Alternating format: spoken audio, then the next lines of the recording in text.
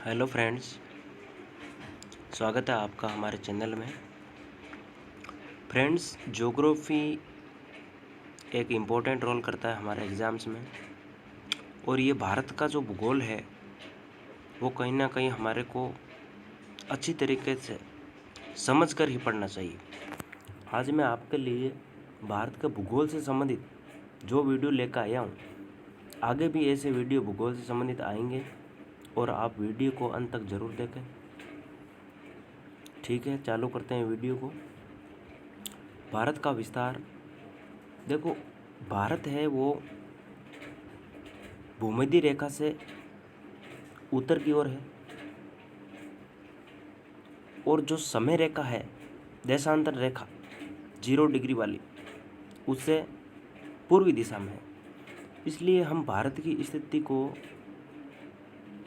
जब भी भारत की स्थिति को दर्शाते हैं तो हम उत्तरी अक्षांश से उत्तरी अक्षांश तक बोलते हैं, क्योंकि उत्तरी अक्षांश में स्थित है भारत और पूर्वी देशांतरण में है। इसलिए यहाँ आया है 8 डिग्री 4 मिनट उत्तरी अक्षांश से 37 डिग्री 6 मिनट उत्तरी अक्षांश तक। इस दोनों में उत्तरी अक्षांश क्यों बोला, एक बार मैं आपको समझाता हूँ।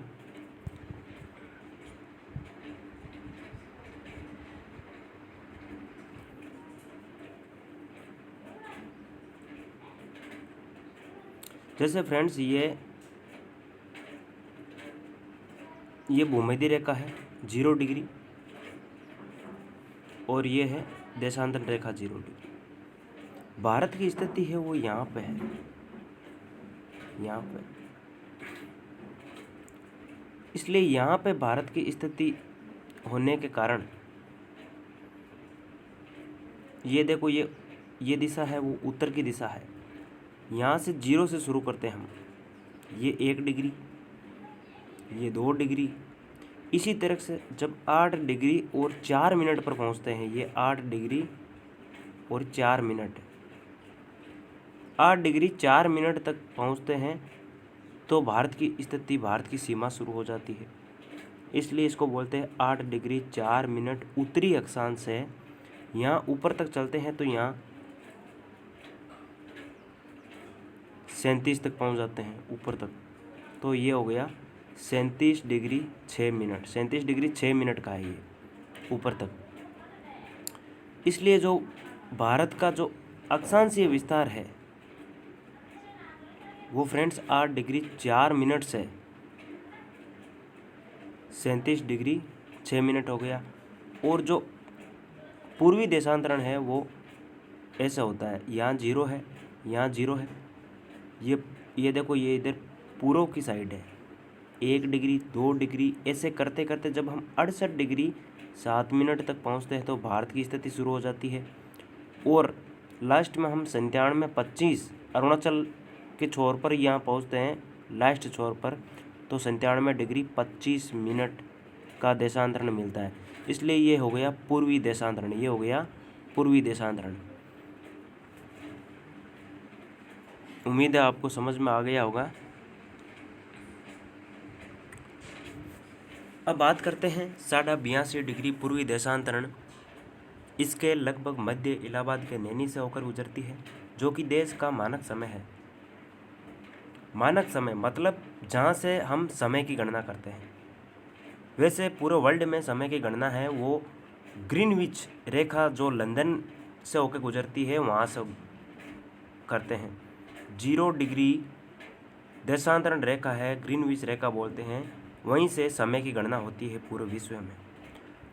बल्कि अगर एक ग्रीनविच से हम समय की गणना करेंगे तो भारत का समय भी ग्रीनविच से 5.5 घंटे आगे है। तो समय का तालमेल बैठाने के लिए हर देश में समय रेखा को निर्धारित किया गया है। कई देश में 1 है, कई में 4 है, कई में 5 है, कई में 2 है, अपनी सुविधा अनुसार समय रेखा को दर्शाया गया है। जैसे हम बात करते हैं, सबसे ज़्यादा जो समय रेखा है वो रूस में है, उसके बाद कनाडा। भारत में समय रेखा 1 है, और वो कहाँ से गुजरती है, देखो समय रेखा कहाँ से गुजारेंगे, कहीं छोर से गुजारेंगे समय रेखा को। जैसे अभी मैं आपको देखो समझा रहा हूँ पूरा कि समय रेखा का ये फंडा है क्या। देखो ये भारत है, ये भारत है, ठीक है। समय रेखा को मैं यहाँ से गुजारता हूँ, देखो समय रेखा में अगर मैं यहाँ से गुजारता हूँ समय रेखा को, तो यहाँ तक आते आते समय में लगभग 2 घंटे का अंतर आ जाएगा। तो समय रेखा को कहाँ से, बीच में से होकर गुजारना पड़ता है, ताकि जो यहाँ ज़्यादा अंतर नहीं आए, यानी कि यहाँ और यहाँ जो अंतर है वो ज़्यादा नहीं आए, इसलिए समय रेखा को बीच से होकर गुजारना पड़ा। यह एक काल्पनिक रेखा है जिसके अकॉर्डिंग हम समय की गणना करते हैं।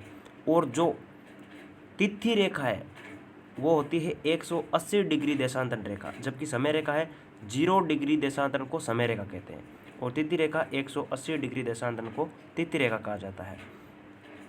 यहाँ से हम बात करें, ये स्थान है उत्तर प्रदेश का, इलाहाबाद है यहाँ पे, और इसका एक स्थान पड़ता है इलाहाबाद का नैनी, और नैनी से होकर ये समय रेखा गुजरती है, इसलिए।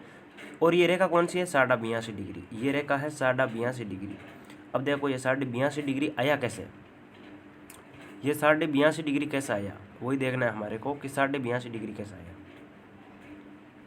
आपको पता है तो यहाँ देशांतरण की बात करूँ मैं तो 68 डिग्री, ये 68 डिग्री 7 मिनट है, और ये 97 डिग्री 25 मिनट है। ये समय रेखा मैंने बोला कि बीच में से होकर गुजारी गई है। आप 68 डिग्री 7 मिनट और 97 डिग्री 25 मिनट का जो बीच का पॉइंट निकालेंगे तो लगभग कितना आएगा, लगभग नहीं पूरा 82.5 डिग्री ही आएगा। इसलिए ये 82.5 डिग्री समय रेखा यहाँ से निर्धारित की गई है। ठीक है फ्रेंड्स, उम्मीद है आपको समझ में आ रहा होगा।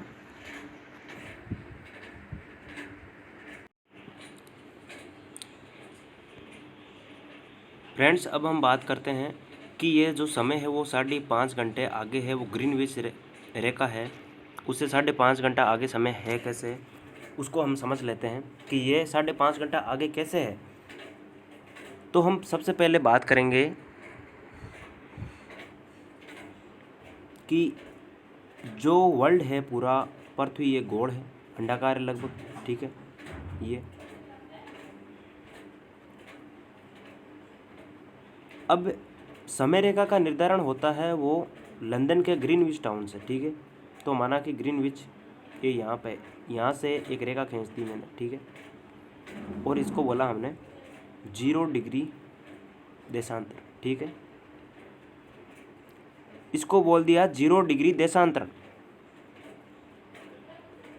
अब हम जैसे जैसे इस दिशा में जाएंगे, ये भारत की कंडीशन यहाँ पे है, मतलब जैसे जैसे पूर्व दिशा में जाएंगे तो समय में कितना अंतर आएगा, 1 डिग्री बराबर होता है 4 मिनट, 4 मिनट, ठीक है। मतलब जब हम 1 डिग्री देशांतरण को पार करते हैं तो 4 मिनट का अंतर आता है, 1 डिग्री को पार करने में 4 मिनट का अंतर आता है। तो हम यहाँ पे आते आते भारत तक आएंगे तो यहाँ 82.5 डिग्री है, 82.5 डिग्री तक जब हम पहुँचेंगे तो कितने का अंतर आ जाएगा। तो फ्रेंड्स, 82.5 डिग्री को जब आप 4 मिनट से गुणा करोगे तो 5.5 घंटे आ जाएंगे। मतलब जो समय है वो ग्रीनविच से 5.5 घंटे आगे है, और इधर अगर जाएंगे तो समय पीछे रह जाएगा। मतलब जब हम ग्रीनविच से पूर्व दिशा में जाएंगे तो समय आगे जाएगा, मतलब जैसे समय 5.5 घंटे आगे गया है, ठीक है। कैसे गया आगे, क्योंकि सूर्य हमेशा, आपको पता हो तो इस दिशा से दिखाई देता है, राइज होता है। तो सूर्य की कंडीशन सबसे पहले किसको दिखेगी, जो इधर लोग हैं भारत में उनको दिखेगी, और जो लंदन में है उनको 5.5 घंटे बाद में दिखेगा। इसका मतलब जो भारत का समय है वो लंदन के समय से कितना घंटे आगे है, 5.5 घंटे